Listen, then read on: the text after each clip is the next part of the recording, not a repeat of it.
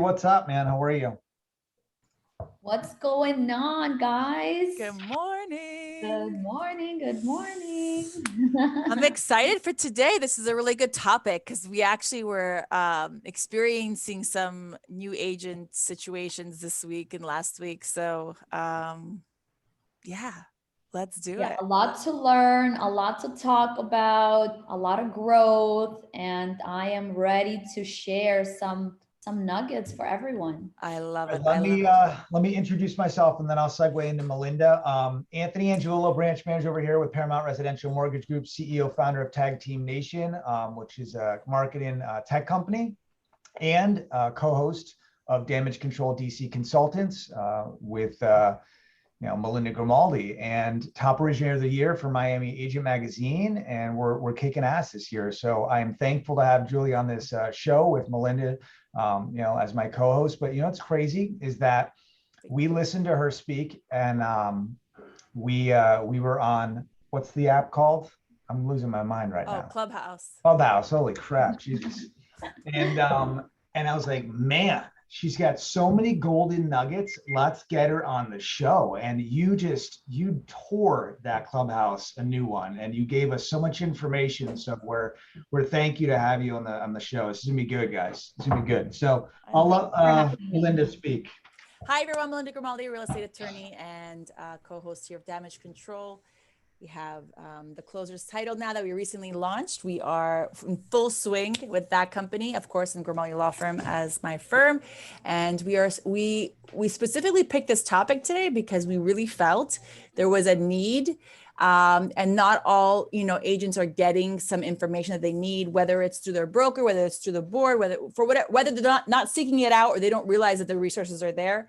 So we want to use this as an avenue to help educate and shine some light on some things that agents really need to know. So with that, we thought Julie was the perfect person to join us today.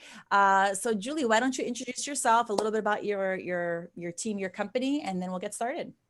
So for those of you that don't know me, my name is Yuliya Sidorevskaya. I am the broker owner of Julie's Realty, which was started in 2007 when the market was crashing. And now our office is based out of North Bay Village. We have about 130 agents and growing. We also have another location in downtown Miami, and just looking to grow, expand, and kick some butt. Amazing. Awesome, so you launched in 2007? I didn't know. Wow, man. 2007. So I had to learn a lot, adapt, right? And really just learn how to survive in this market that everybody was getting out of. So yeah, it was definitely interesting times, to say the least. There's room for opportunity though, right? Because everyone was like bouncing, right? Yeah. Or like taking off or playing scared, and you're like, no, I'm here and I'm going to do this. So that's awesome. Exactly. And that's exactly what happened. I had to adapt, and I was like, if I'm going to survive, what do I need to do right now at this moment to survive in this business? What's selling? Well, foreclosures were selling. So how do I get myself in front of the right people and show them what I can do and prove myself that I am the right person for them to have on board? And that's exactly what I had to do. And I was just starting out. So it was definitely a lot of hard work and dedication and a lot of proving that I had to do in order for these relationships to blossom into really what they are today. And that really has really launched my company, because initially when I started my company, it was not having the intention of the growth that we've had, which has all been very organic, and that just speaks for itself. But yeah, it was definitely interesting. And I love that. And that's a good lesson for anybody, because there's challenges in any market. Like right now we have our challenges. It's crazy in a good way, because there's a lot of transactions happening, but it's also very challenging, right? As an agent, if you're coming in now, you have to learn the ropes, but you also got to learn what's happening now and like how to navigate now. And you can't be mediocre, right? So right now, mediocre is not getting you anywhere. So, and there's a lot of mediocre, agents, or they think that being mediocre can get you far, and it's not. And I think that there's a lot of frustration because agents are like, oh, this is impossible. I can't get my offer accepted. But what are you doing to get your offer accepted? How are you presenting your offer? What exactly, how are you presenting it? Are you just standing something and hoping that it sticks? Well, that's not going to work. That didn't really work before, although you probably had a little bit better luck in getting it done that way. Now, for sure, that doesn't work. So right now, more than ever, you have to be that agent that people will come to. That level of professionalism, that level of knowledge has to be on the top. And even though you're starting out or you're a brand new agent, that's okay. Everybody starts somewhere, but you have to have the passion, the drive to be the best version of yourself and not be mediocre. Mediocrity that just doesn't get you far in any business. In anything, right? In No, anything in life. I literally just had this conversation before the show about an hour ago, and I was speaking to one of my sales reps. I said that we had a call that was random yesterday, and she it was from Orlando, and she called in and she found us on Google. I'm like, all right, did you solidify a confirmation on a Zoom meeting and take an application? No, that's going to be on Saturday. I'm like, dude, what are we doing? I went to Home Depot to get a grill cover. They didn't have the cover. I went to the Flagler Home Depot. I picked up the damn cover. I went there to go get it. So I told the sales rep, I'm like, look, call her back, confirm a damn time. So what you're saying is so important. Go get it. Don't wait for it. Go get it. Yeah. Make it work. It's definitely not going to fall in your lap right now. Yeah. No. And these are the times, honestly, these are the great times to get into this business because you have no other choice but to be the best version of yourself and to really grow. So if you could survive in this market and make it happen right now, I think you could make it in any market. So this is just forcing you to be really like on your A game with everything that we do right now. Like now is the time to step it up. I love it. I love it. Okay. So how many of your agents would you say out of the ones that are in your brokerage are newer agents? And newer, I mean either less than 2-3 years or just only a handful of transactions? I would say, I would probably say that actually 25 to 30% of my agents are new agents. And I love that. I love when my agents come in and they don't have any bad habits, right? And we get to groom them and teach them and blossom with the right tools and the right mindset, because that's one of the things actually that a lot of agents do. And that's one of the biggest mistakes is just coming in with bad habits, joining their friend because it's a friend and being comfortable because it's their friend. But being comfortable is not going to cut it. You need to get uncomfortable in order to grow. So it's like, who do you really want to be? Make sure that you align yourself with those type of people, with those, with that have that kind of mindset that you want to have. You may not be that person right now, but who do you want to be? What do you see yourself in this business and where do you want to go? So you definitely want to make sure you align yourself with those type of people. And there are so many brokerages available, right? And they all offer different things. They have a different broker, they have different systems. Some are online, some are more hands-on. So like, who are you? Be real with yourself and what's important for you. Is it important for you to be really hands-on and you like that human interaction of actually coming physically into an office and sitting in front of a person and learning with a piece of paper? Or are you okay with doing a Zoom training? Are you okay with just calling somebody on the phone and doing it yourself? Or are you okay training yourself by going and seeing the videos that have been uploaded and learning like that, right? So again, just being real to yourself, honest with yourself on what's important for you, how do you learn, and what kind of team do you want to have as your backbone. And one more thing in that is like, what kind of accountability do you want to have with your brokerage, the team that you're working with? Because that's not equal across the board. Some, you're on your own and you do what you got to do. And then there's like every version other than that, right? From what I've seen. So if you're, and I think in the beginning stages, you really need someone to hold you accountable to do the things that really need to be done as a newer agent. And it's not just going out to lunch and ending your day early and going to a happy hour. What do you like to do? We'll go to a happy hour. Let's do. Those happy hours are all fine and dandy until you got to pay those bills, right? Right. So, exactly. Yeah. And again, just like I said, there are different brokerages, different kind of, plans, and you're in business for yourself. So also understanding that although you are joining an office and you're being associated with an office, they're not going to do the work for you, right? So you got to put in the work, you got to put in the hours, and you got to produce. They are not going to do it for you. Yes, they may give you a referral, but guess what? That referral is just magically not going to close itself. You got to still put in the work. You still got to pre-qualify. You still got to ask the right questions. You still got to know how to use your MLS. You still got to know how to contact the listing agent or figure out how to properly read the MLS sheet and know what are the proper steps and protocols, right? And as a new agent, it can be very overwhelming. Of course, I'm speaking right now and it's all things that I've already gone through, but I understand new agents because I deal with new agents in my office. 25 to 30% of agents that I have in my office are new agents. And so I asking the right questions, like trying not to figure it out on your own and make those mistakes. You cannot afford to make those mistakes. So right now, it's very important that whatever office you're associated with, whoever is your mentor, that you ask the right questions in order to make sure that you're not, you're not wasting your time, but also you're not doing an injustice to your client, your customer who has hired you to get a job done. Yeah. Let me ask you a question, Julie. Is there a learning management system in your office, and what are you doing to train these newer agents? Because you're making my head spin right now with stuff that we need to do in our office, and I'm thinking, how does one retain information? I need video.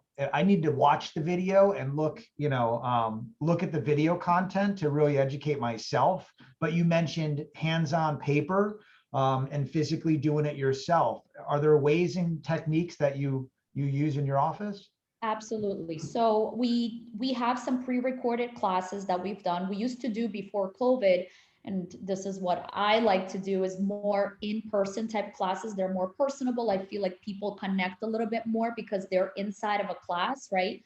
Although there are other advantages of doing it online or pre-recorded where you can just tune in whenever. So we have taken advantage of the technology and Zoom, and a lot of our classes that we've done previously have been recorded.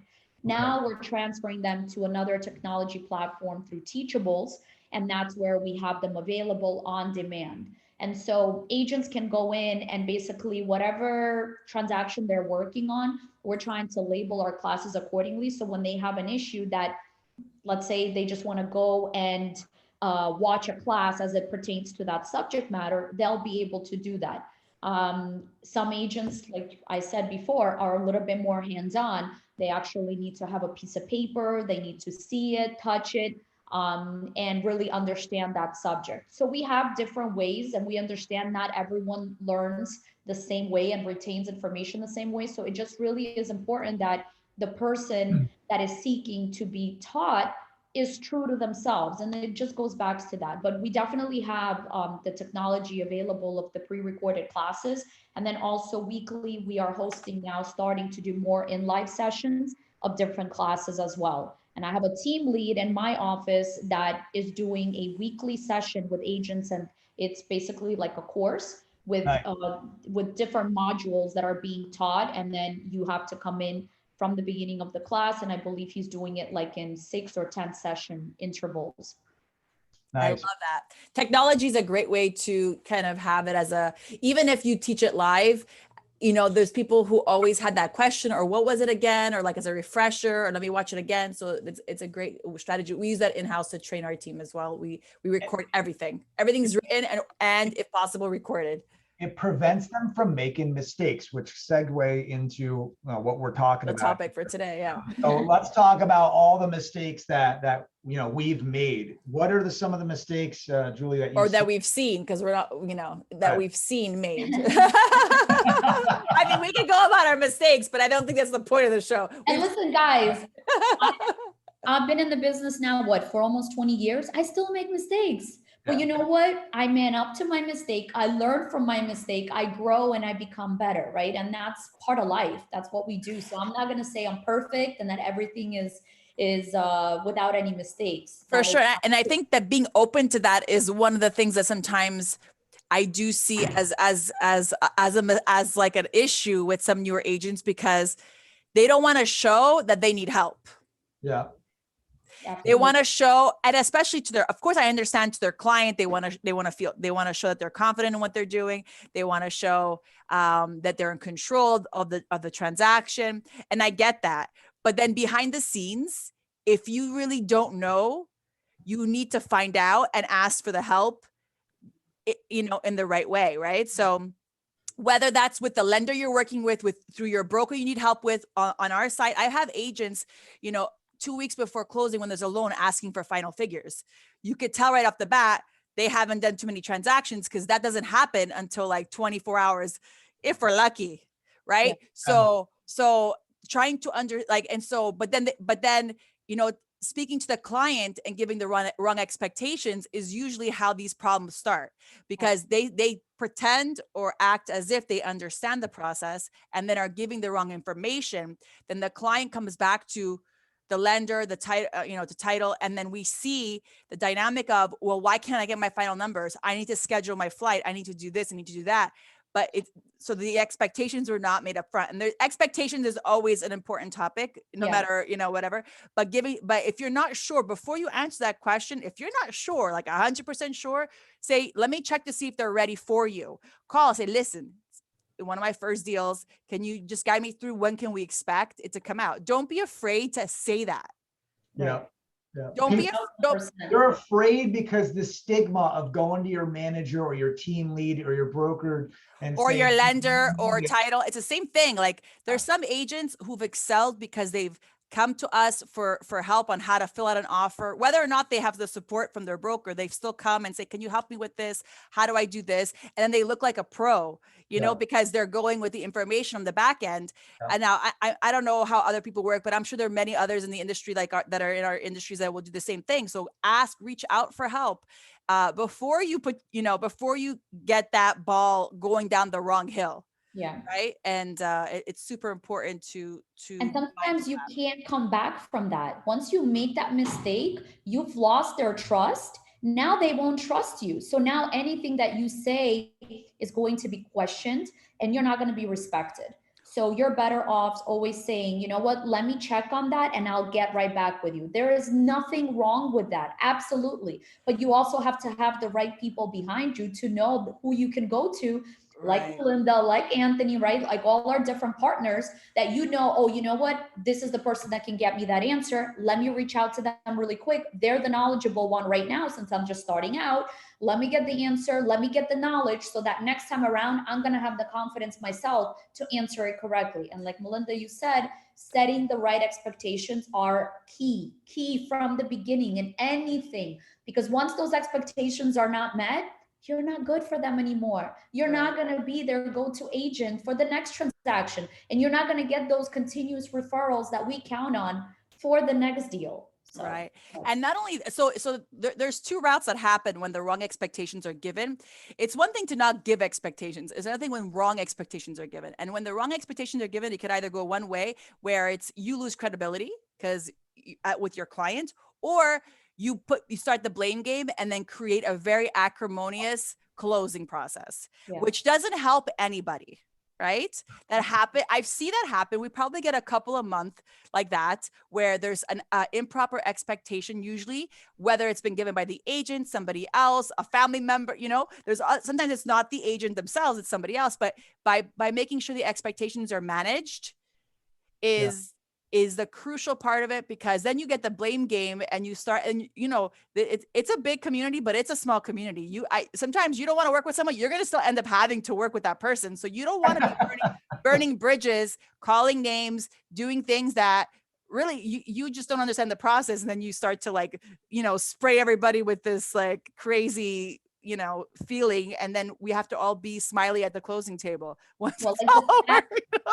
There's an interesting stat, which I'm sure people have heard, but 10% of the agents do 90% of the work, right? So you are going to come across the same agent. So you definitely don't want to burn the bridges, and you want to, work right. It's so important.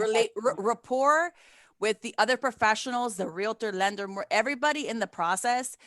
Like, we're not fighting against each other. We're all ultimately going through you know, to the same goal, right? Everyone wants to get close. Of course, sometimes buyers back out, there's issues, but the reality is at the end of the day, everybody wants to close. I want to close, you want to close, he wants to close, buyer wants to close, seller wants to close, agents want to close. So by being confrontational when you don't need to be, it's not a personal thing when you send an addendum for a credit or something. It's not personal. Don't take it personal. Be polite, be kind, you know, reach out, introduce yourself. You know, if it's your first time working with somebody, say, look, you know, a few kind words go a really long way. Saying, I look forward to working with you. It sounds silly, but building the relationship, because then when you need that favor, when you need that help, that's where those things come into play. And one of my signature moves that I always do, and it's true, I always smile. I'm always doing everything with a smile, right? And when you're sending text messages and when you're sending emails, it's really hard to get the emotion across. So I always make sure that everyone that receives my email knows I'm smiling and I'm happy. So I'll always end it with a smiley face. I'll always end it on a happy note because I want the other person on the other side know that they're working with a very happy, you know, person that's excited about working with them as well. So I love that. I really love that. And so I always tell my team, you got to answer the phone with a smile, but you have to write your emails with a smile too, because sometimes I'm a very direct person. Mm-hmm. So with Anthony, it works because he's the same way, and we can text each other. We don't have to say good morning. We don't have to say like, right. You know, we go that and we do that back and forth, and it works really well. But you have to know who you're dealing with, and the majority of people aren't that way. So for me, I have to intentionally say, like, I have to review what I'm reading to see how it's going to be received. Because even though it's, for me, it's like a one-liner, just like, let's get things done. I can't be like that in this industry because it might seem direct or harsh or whatever. So it's a learning for me too sometimes, especially when you're trying to get a lot of things done and you feel rushed and you want to get things out. So this is what I would suggest for any new agent. This is what we do. Email, text, call, video. And it's not in that sequential order, but the purpose is, like we just talked about, people register things differently. Text message is taken out of context most of the time. I always introduce myself to the listing agent. Then we have a pre-recorded video that walks everybody through our process. Because if I haven't done business with that listing agent, they're going to know how we process and how we operate and who we are.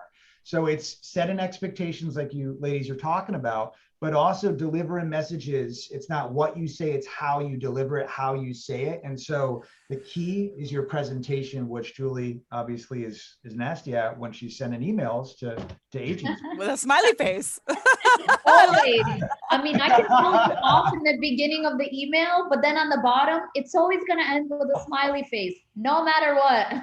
I love that. That's good stuff. That's really good. And it's a constant reminder, because at the end of the day, you might be mad at that. Sometimes when there are those emails that need some serious attention, don't answer it right away. Put it away. You'll get to it later. You'll calm down and you'll see you'll be better for it.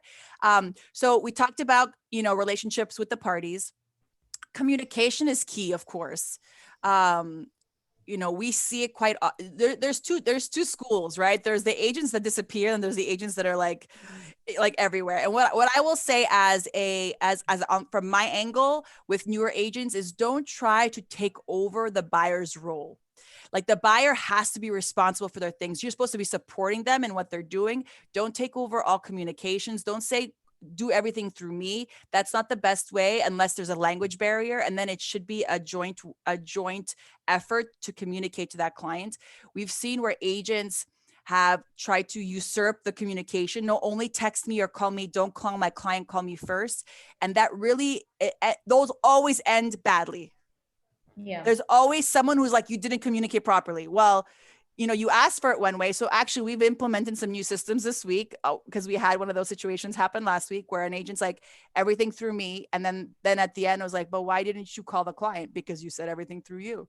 So like, you guys have to be very careful, because then later you end up, you know, the client's like, well, you said this person, you referred me this person, and now they're not calling me. No, we're calling the agent because that's what was requested, you know? So being careful with those types of things. I don't know about you, Anthony, about, I think for you, communication before being under contract is even more crucial, right? Without a doubt. Expectations about the process. What I would suggest in that case, because you're now touching a really good point, is that I would set expectations up front. I would call all parties.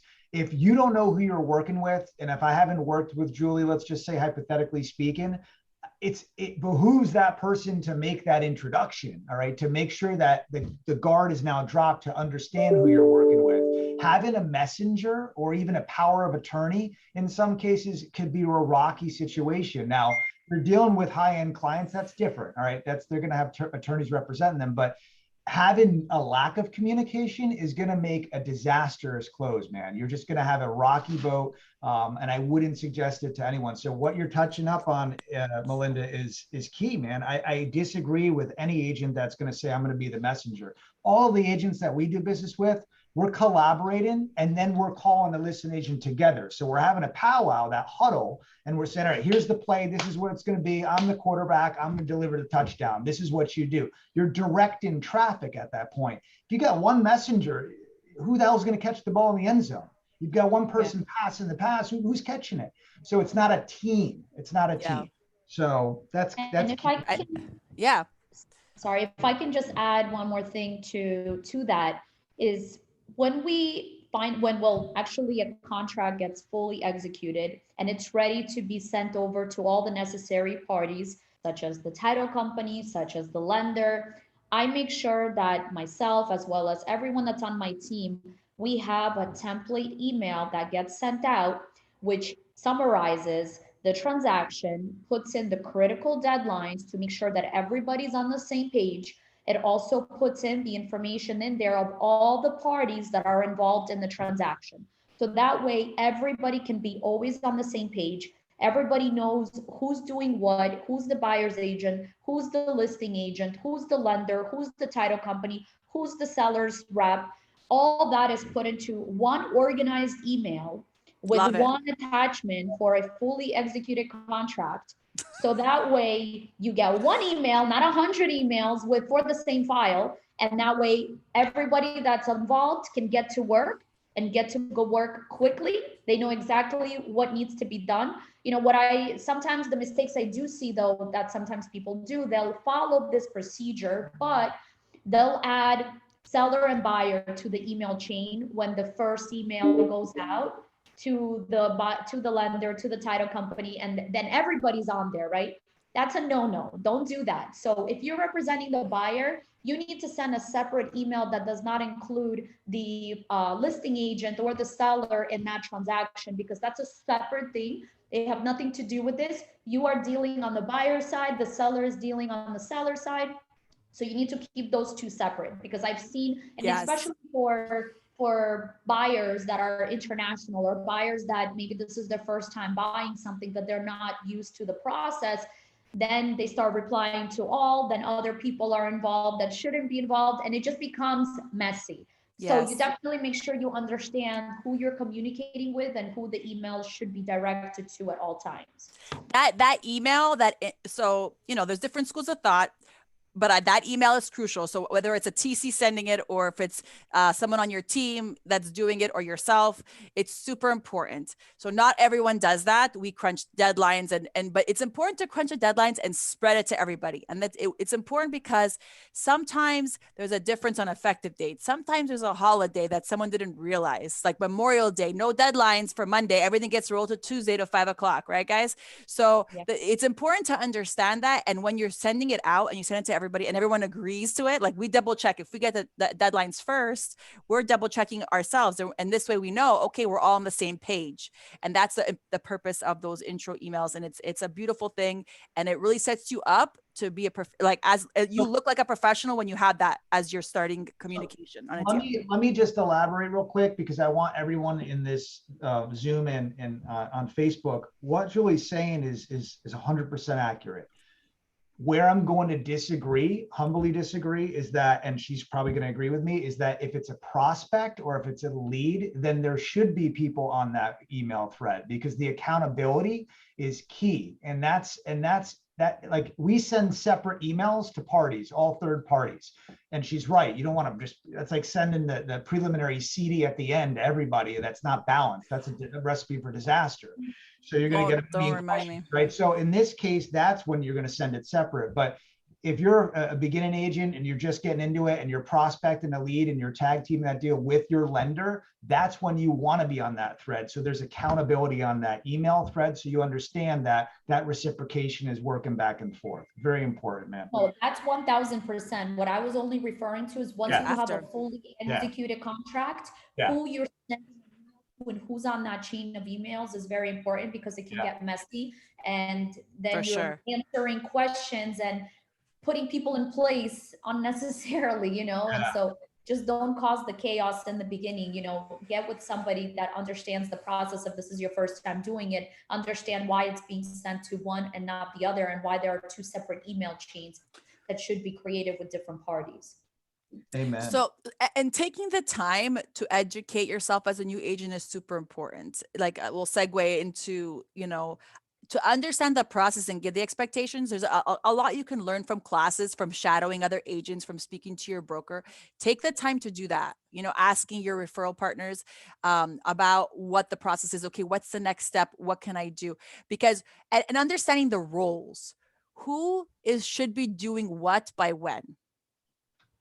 Yeah. That is a critical thing, because you need to be calling the right person or telling your client, this person is going to give you the right answer on this particular thing. If you're talking about loan rates, terms, closing costs, really, if it's in the beginning stages, it's a lender discussion, right? So don't be afraid to say, let's get them on the line, or let's schedule a call with the lender so we can go through all your questions. That is really how you need to be handling it, because that is their department. Don't go in their lane. They shouldn't be going in yours, you know? Whereas as a realtor, you should be the one scheduling the walkthrough, making sure you know where the keys are going to be or how the keys are going to be delivered, because that's usually the agents who are doing it. We still have that in our checklist for pre-closing, because you believe it or not, there's agents who come and don't know anything about keys and haven't done a walkthrough. So we still have the communications. And it seems like a simple thing, but it can really like make the taste at the end be a little bitter for a client if they don't have keys when they're signing their documents. You know, that's like a figurative thing. They want that passed over, even though there's a code or whatever. So understanding your role and everybody else's role in the transaction and what you're responsible for and what they are is also helpful to know where to go, who to ask, and you know, to help the flow of the process, right? I don't know if you guys have anything to add on that. And I wanted to touch on something else really quick, because I wanted to make sure we have enough time to do this, but the misuse of the available tools, right? So we as realtors, we have so many different tools that are provided to us.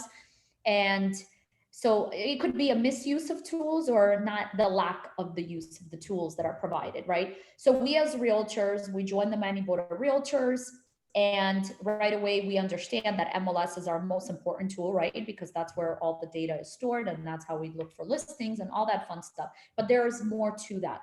So I think it's very important that although, yes, when you're starting out, you want to start making money right away, there's a lot of different tools that you guys need to understand that need to be utilized fully in order for you to be able to get your transactions to the finish line. And I just want to mention a few of them because it could be overwhelming because there are so many of them. So, and also the other thing is, although we have so many tools, sometimes people will make excuses like, oh my God, so many tools, I'm overwhelmed. Write down the ones that are the most important for you. And I'm going to mention right now the ones that I think you guys really need to focus on, which obviously you have your MLS, right? You'll be surprised how many agents come into the game and they don't know how to use the MLS and they don't take the time to learn how to use the MLS. Well, guys, you have no excuse. Since this whole COVID thing hit, the classes that were used to be in person were now all pre-recorded. And now you guys have those on demand. So you could be at night in bed watching those classes. You can fast forward, you could rewind, you can get to the part of the class that's the most important for you. So absolutely zero excuse for making sure that you learn the MLS inside out, right? So you have MLS 101, MLS 201, MLS 301. Make sure that you learn every single one. That is your holy grail. You got to learn that system inside out because that's your money-making machine. So that's number one. And also understanding the fields that are in the MLS. it's not just the basic fields. There's a lot more fields, and you as an agent that's coming into this industry, understanding it and utilizing it and inputting the information into the MLS correctly will make this whole business and this whole, you know, real estate world that we live in a lot better, because there are a lot of mistakes being made, and that just makes working with the MLS a little bit more difficult when you have errors being entered by humans like ourselves that don't know any better, right? So understanding what you're entering and why you're entering it is very important. It's not a difficult system to use at all, based on what we used to use before. It was a DOS-based system. We had to use codes, and it was horrible. So now it's very easy. There's no reason why you guys don't know how to use the MLS. So that's one of the most important tools. The next one is the forms tool. So we, through the Florida Realtors, we get Form Simplicity, which is included in our dues. You guys have to make sure you know the forms that need to be utilized for your business. If you go into Form Simplicity, which is the platform that we use, I love it. It's updated whenever any new form comes out, any changes, it's automatically updated. I don't need to worry about it. But there's only probably a handful of forms, or 10 forms that we use that you will find yourself using. So find out what those forms are through your broker, your mentor, whoever it is that's helping you, and make sure you know what you're filling out. Don't use your first client as the guinea pig and trying to fill out the form and fill in the blanks as you're doing it with them. And when they're asking you questions, you're like, I don't know what that means. Let's read it together. No, that's not how you're going to be successful, right? So take the time before and print out the form, highlight what you don't understand, team up with someone like Melinda, ask, hey, you know what? I don't understand what this means. Can you explain to me so that when I'm in front of my client, I'm not, I'm not trying to make this stuff up. It's very important. And that's a lot of money. So important. I'm going to add to that one. The simplicity allows you to create packages and take the time to say, okay, if it's a condo, I'm going to use this package. If it's like this, I'm going to use, and take the time to add the riders that you need. Make sure you're using the riders that you're using are matching the contract that you're using, because that happens a lot. We see that happen a lot in terms of mismatching, and then technically it's not whatever. Anyway, but it's an issue. So a lot of whether you take one of my contract class or all the contract classes that they have out there, the board has classes. Your broker is probably are teaching, like everybody has their own versions. But take them, understand them, take them again, because things change, or it might sit different after you've done a few deals. And then with the agents I work with, the first few contracts, they send them to me on the DL. I mark them up. They learn how to do it, send it back. Then they send it to the client. They look like a pro because they had some guidance on it, and it's only a few things. Another quick, super awesome tip is that the stars on the side of the number. So every line is numbered and there's stars. The star means something needs to be filled out. Don't be that agent that forgot to fill something out, right? So just go through at the end before you submit it. Say star. Okay, I have it there. Star. I do that with my team, and before we send offers out when we're actually doing them. So it's a quick little tip, and it's super powerful double checker. Yeah. And I don't want you guys to get overwhelmed, because although it's, a packet of what I think 12 pages, the FAR contract, right? There's not a lot to fill out. So you got to just really go through the lines. I'm not saying don't read the whole contract and understand it, yes, but to actually focus on the lines. And part of the transaction that's important for you guys to understand what goes where is time that you need to invest in learning that part of it. And a lot of agents, they just wait to get the client, and that's when they learn. And that's where a lot of mistakes happen. This is the biggest investment that somebody is making in possibly their life, and you're being held responsible for that. I've seen, luckily not under my watch, but I've seen other contracts where people have lost a significant deposit because that agent on the other side didn't know what they were doing, and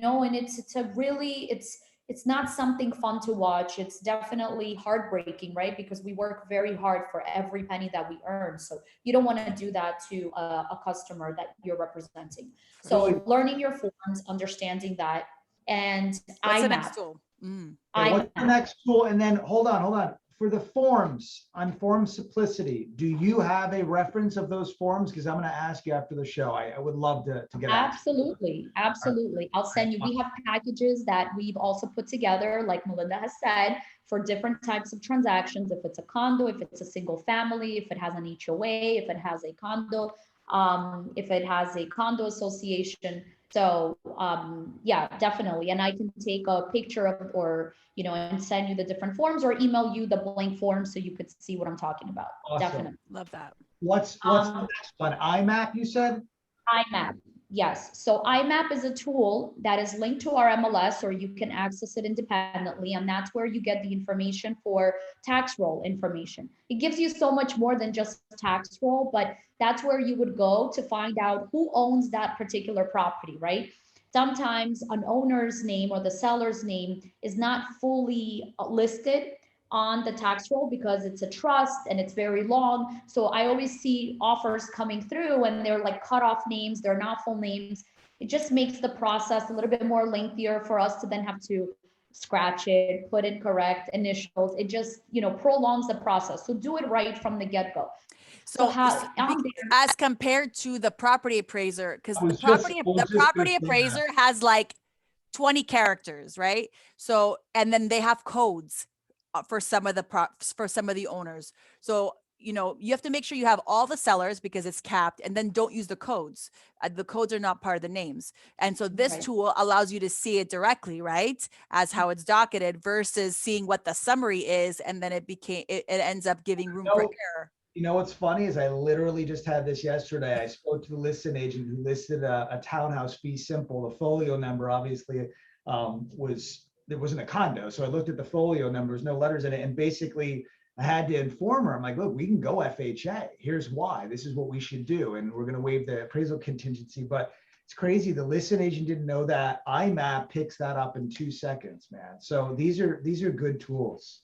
This is awesome. It's great tool, but on there too, so it does cut off because it does have a limited number of characters, maybe more than on the property appraiser's website, but it cuts it off. But it allows you right within that same summary sheet, it gives you the recording information for the last sales. So what can you do? You go the extra mile, you're professional. We have a warranty deed that's recorded. Let me open it up.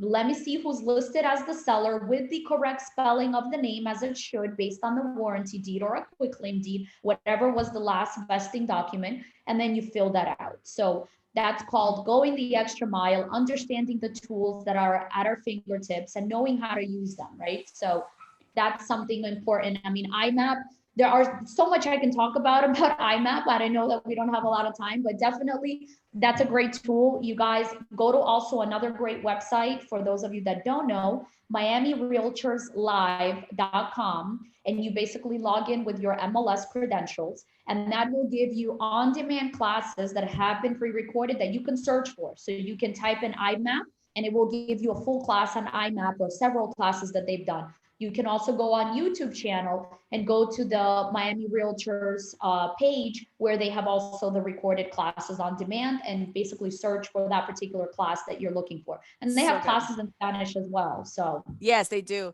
I think you'll catch a couple of Anthony and I's classes on there if I'm not mistaken. Nice. Those are yeah, I think we are on there, man. Wow, this is so good, man. This is really. I have a few more. I know. Okay, go. Let's talk about the tools. Yeah, PRP is another one. Property resource. It has a lot of great information. You could do a lot of great reports. People are going to think that you spent hours of putting this together and you literally clicked a few buttons and it did it for you. Again, it's a tool that comes as part of our Miami Board of Realtors dues that we pay and Florida Realtors. So definitely make sure you know how to use that. Amazing tool. And then we have showing time. Guys, for all of you listening or whoever's going to listen in the future, there is a tool, an app that you guys all need to download, and it's called Showing Time. Showing Time, if you are using your phone and you're on the road and you need to get showing instructions, your MLS, the link that's on the top of the MLS listing for Showing Time, it does not work when you're on your mobile phone. It only works on the desktop or your laptop version. So in order to get Showing Time instructions, you need to download the Showing Time app. And I'm going to show you what it looks like. So can you see? Hold on. It went away. I had my Amazon. I'm going to show you what that's a really good tip, because like you might think it's not working and you can't get it, but it doesn't work. No, and I get so many phone calls. Let me see. So it's this tool over here and it's called Showing Time. Okay. So make sure you guys download that tool, because whenever you're on the go, you put in the property address and you can just click the buttons and it will give you the showing instructions. You save yourself time. You can get into the property right away. And I just want to give a quick example. Actually, I went online yesterday or 2 days ago and I did an Instagram story, right? I got a new listing in Doral. My phone is blowing up. I'm probably one of the few REO agents that actually puts my cell number on the listing, right? Because I want people to call me with questions, because I know that's one of the biggest complaints that some realtors have with REO listings, and REO means foreclosure listings, is that they can never speak to somebody that actually controls the listing, or, that is the direct listing agent. Mm-hmm. So I wanted to be different, and I wanted to make sure that I'm accessible. So I put my phone number there. But I literally spent about 3 hours that day answering unnecessary phone calls. And what what I mean by that, it's my time, but it's also your time as well, that you guys are picking up the phone and calling me instead of following instructions on the MLS, which means if you knew how to read the MLS and you knew the protocols to follow as a professional agent, you would have also not wasted your time and would have gotten everything that you needed very quickly. So just really quick on the MLS, whenever you guys do have a listing, there are probably 4 steps that you should follow in order to find out and get to figuring out how to see the property. First thing, you're going to look and see, okay, is it an REO or is it a short sale? So that's on the top part. REO, if it says yes, it's a foreclosure. Great. The next thing I do is I go to the broker remarks, especially when it's a foreclosure or a short sale. You'll typically have additional instructions on there, like if there are highest and best, if this is an owner occupied property only that's available to owner occupied buyers through a certain date, right?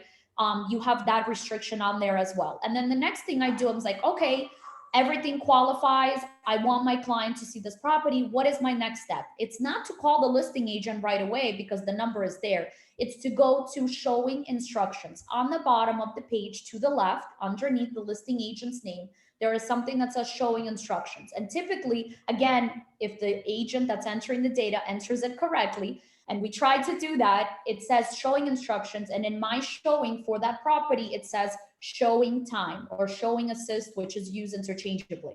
But guess what? 3 hours of my day were spent asking for showing instructions that literally took people a second to click on showing time and get the showing instructions, because it's a click and go.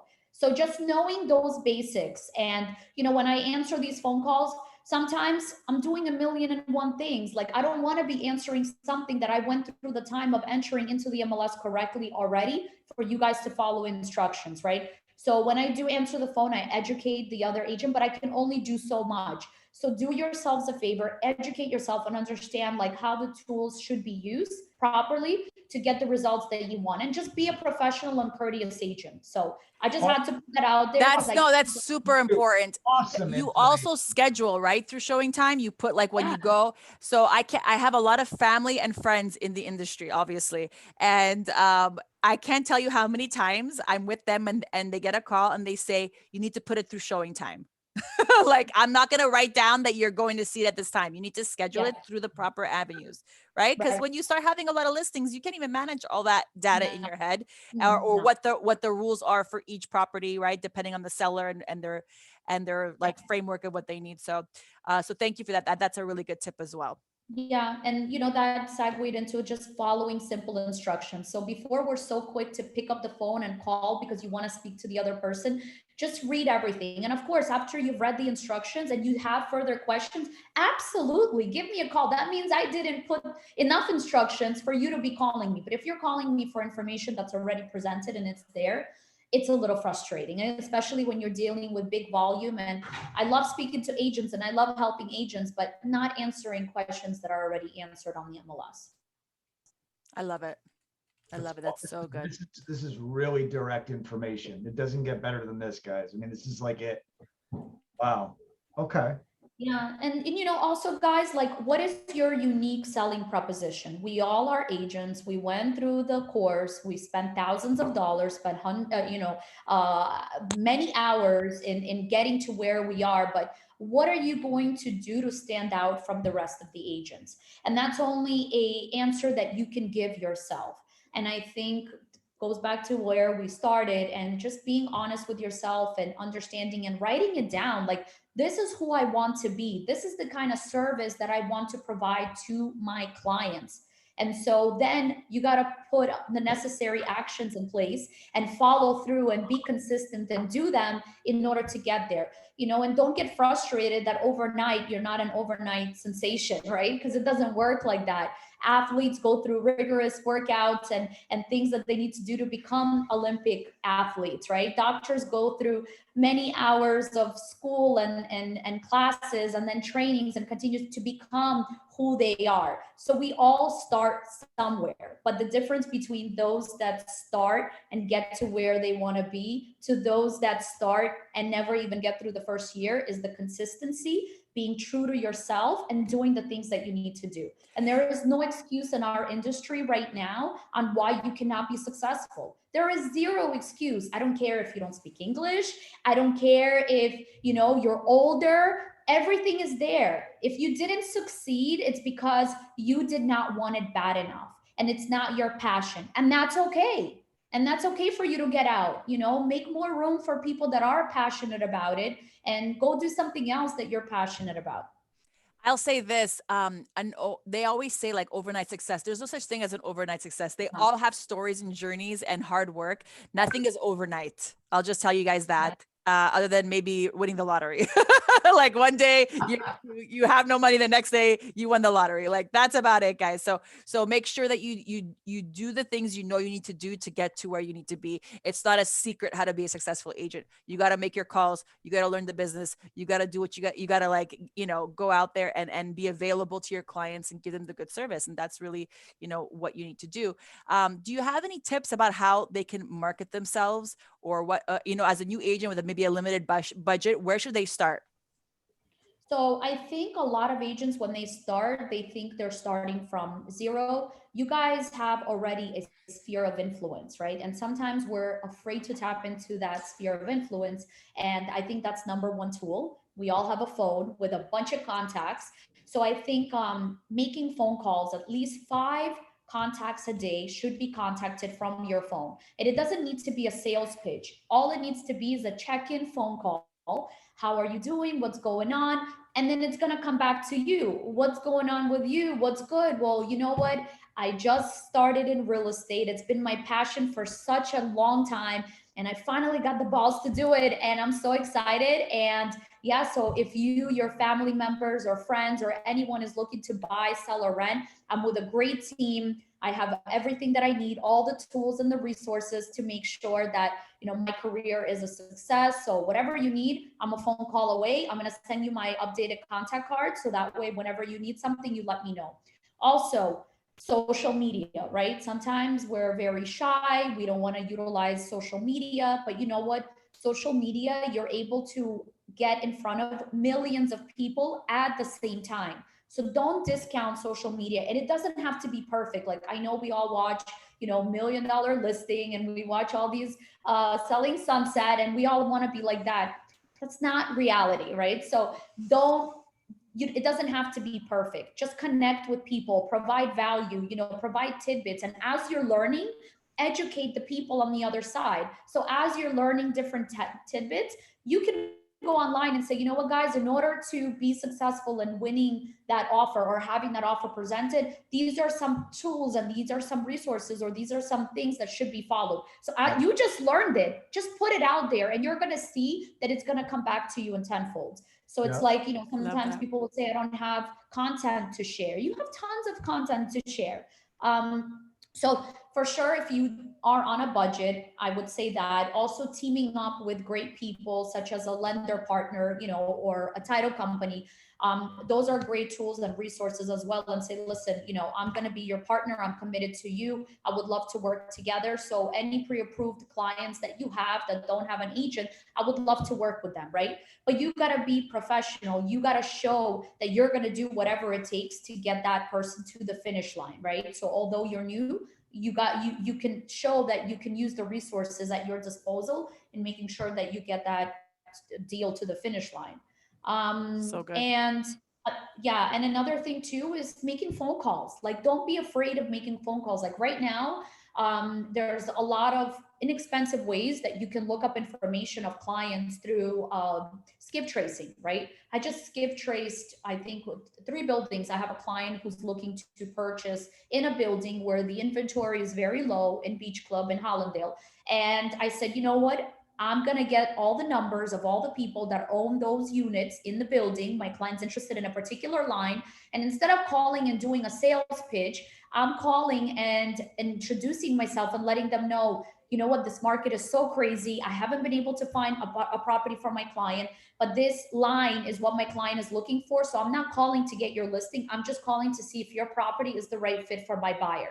So if you have buyers, but you don't have inventory to get to them, you have ways of now being able to contact direct owners that may not be looking to sell, but if they have the right proposition, they're like, you know what, we weren't thinking about it, but now that you called, this might be a good fit. And I've done that multiple times. So although, you know, you have a buyer, but not enough inventory, there's ways to do it as well. And of course, it's getting uncomfortable, right? Sometimes it's like, you gotta have the pitch, you gotta hear sometimes maybe one person speak and what they say and listen to them before you actually make it your own. But yeah, there's tons of things you could do without having to spend money, guys. I love that. I love that. And we'll end. I have one like final thought for you guys as we wrap up our hour. And I don't know if you guys want to elaborate on this too, but if you want to make real estate your business, you got to treat it like a business and not like a side hustle, not like a hobby. It's got to be, you know, you treat it like a business if you want it to be your business. So what does that mean? That means having, you said consistency before. That's a super important thing. You need to be consistent every day. You need to have goals. You need to have projections. You need to have a plan, right? People don't go into business. Oh, they do, but they shouldn't. But you go in without a plan, let me just roll with it, right? You shouldn't be rolling with it unless if it's a side thing that you're just getting into and you don't want to make it your full time. But if you're going full time, guys, you better treat it like it's do or die. And you can't be half-assing your plan, your strategy, you know, okay, what am I going to do today? No, you got to take your day seriously, your time seriously, make sure you use your time appropriately on income producing activities, outsource as you gain momentum, outsource what you can and make it your business. Yeah. Because that's what it should goal without a plan is just a dream. Wish. So there's a wish, a dream. Yeah. So definitely make sure you guys back it up with actions. And also another thing too, is that it's very easy to do busy work with real estate, right? You could be busy all day long, but not effective. And so prospecting is something I would say you definitely need to make sure you time block. And part of your time block, especially in the beginning, it's prospecting. It doesn't have to be prospecting directly with any particular buyers, but you're looking for partners. You're looking for different ways to do business. So definitely make sure that you time block at least, I would say, 3 hours a day, especially when you're in the beginning stages of your career, and prospect. I love that. I love that. 3 Anthony. hours.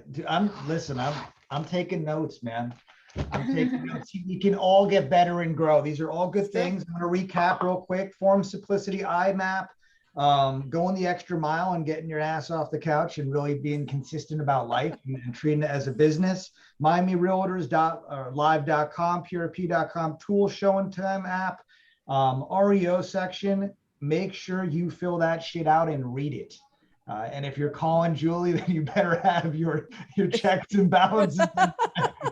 I mean, this is all good stuff. This is stuff that we also discuss on damage control, which is great, about time blocking and consistency. And I am so excited that we had you on the show, and I appreciate you coming on, man. Thank you so much for your time. So if someone wants to follow you, we put it in the chat, but why don't you tell them how to reach you if they want to reach you? Yes. Yeah, so you guys, if you need to reach me, my cell phone is available, 305-340-1857. You can also follow me on Instagram, Julie_the_broker. And yeah, let's connect. If you guys have any questions that I can help you with, absolutely. I love teaching agents. I love helping people. You know, if I if we all help each other, this business in general will just be a better place and a happy place for all of us to work in. So I'm sure I'm going to cross paths with you at one point or another, and I look forward to that. So, but again, I'm here. I'm very approachable. Whatever you guys need, like, let me know, and I'll be there to support you. Excellent. Awesome. Thank you. All right, guys, that's a wrap. Episode 50. We didn't even mention that, Anthony. This is our 50th episode. Should be on a boat or something doing 50 episodes. We'll get there. We'll get there. Put it on the business plan.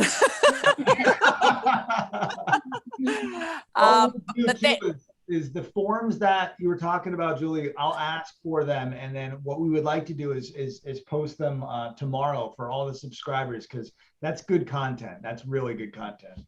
Excellent. So they can review it. That to you guys. Mm-hmm. Yeah. Perfect. So look out, if you're watching this and you're a subscriber, you will get an email on the 28th of May with all the details and the links to the things that we discussed.